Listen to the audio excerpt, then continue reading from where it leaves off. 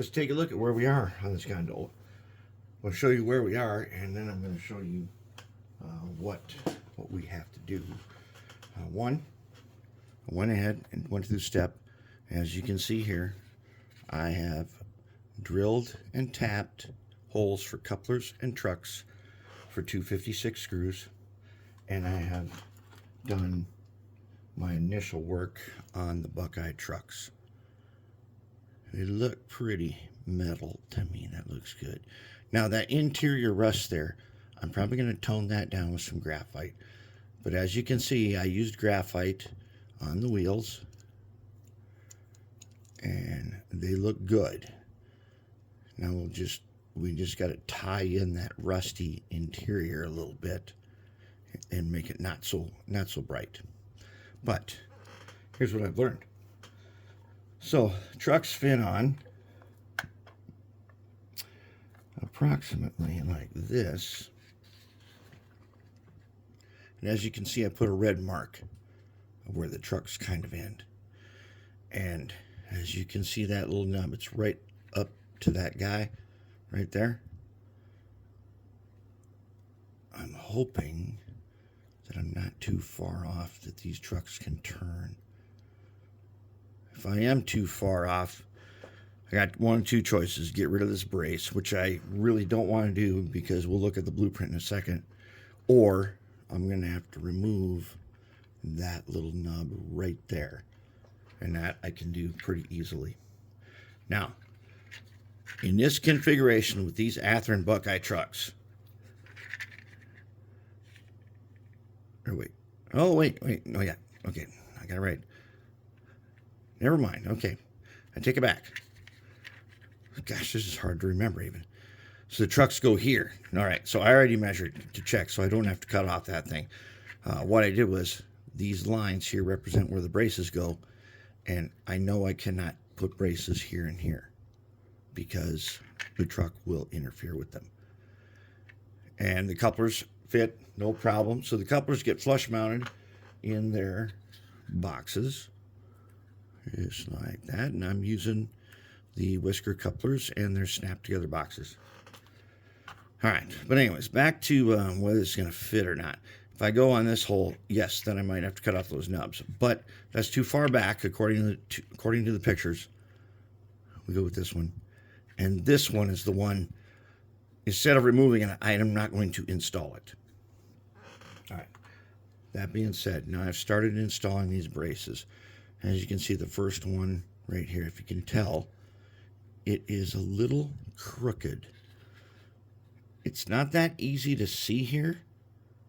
It's just a little bit crooked. Once it's painted and everything, probably won't be. And I'll have to do just a little bit of sanding off the edges so that they're flush with the sides. And I still got another one to add right there. I'm going to show you how I'm at them. Okay, so what we do to add these braces is, so I got my paper towel, baking soda, and my super glue spot, and I've got a drop of super glue right there. I always drop the super glue right there. The more super glue that piles up there, the longer that pile lasts. So I take first one of these braces, and I check it out to make sure that I have sanded it. This one looks pretty good. All right, I'm going to clip it with these tweezers. All right. Now I'm going to run it across this super glue pile over here. I'll put a little bit on the end and through the bottom. Okay. I went ahead with a square. That's what all these lines are for. One of them is the center line. The rest of them are where braces would go. And so the brace I want to put in is going to be, we're going to put in this guy right here. So I'm going to line them up on my line where I used an alcohol. Now, since this is resin, this super glue is almost an instant join. If I didn't already waste too much time, which I did. Okay, so let's get them again. Get them.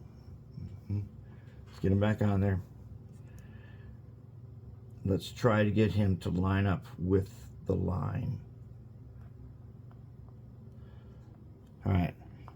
Now on super dry resin, once you do super glue bonding, it is bonded pretty hard. But I've still got super glue, as you can see, just a little bit of wet right there, that shiny. Okay, so here's what we do. We take our number 17 blade and we go to the baking soda pile. And we get some on here and we drop it on this side and then let it fall off. Then we're going to go ahead and turn around. Take this baking soda. We're going to drop it on the other side. Let it get in there and then drop it off and blow it off. Okay. That guy is nice and strong now. All right. So now we just got to do the other side. Because then when we get down here,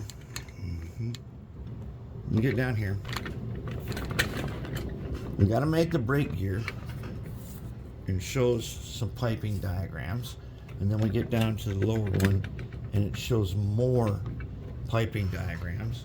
And those things that are highlighted in yellow, those are these little lever things, except for this guy and that guy. Those are separate perks, but they're on your sheet where you got to cut them from. They go there. We're going to have to start banding wire pretty quick. And that's where we're at. Otherwise, this gondola is starting to look pretty good. Now, I have to do some trimming. As you can see, they are not lined up perfect. That's okay. With trim and sand, and they'll look perfect. This is a tough one. I'll tell you right now, this is as tough as the one I've done. I think as far as a piece of rolling stock, this is the toughest one I've ever done. But I think it's going to turn out pretty awesome. All right, I'll get back to it, and then we'll check again in a little bit.